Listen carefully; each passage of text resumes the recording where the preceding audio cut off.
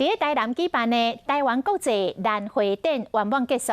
这个因为疫情的影响，主办单位规划线顶的展区，予国外业者来参考，最后是成功摕下到118亿的国际订单。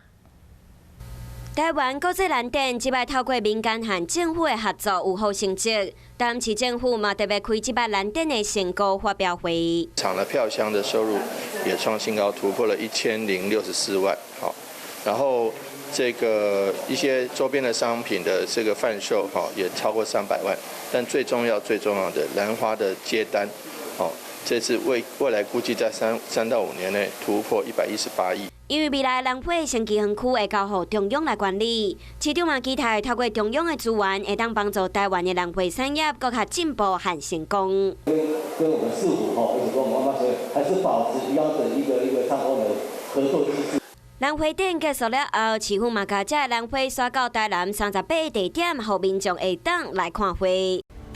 我是陈雅玲，想要跟我一起从零掌握天下事吗？赶紧按下华视新闻 YouTube 频道的订阅按钮，开启小铃铛，跟我一起探讨公共议题，给您最专业的华视新闻。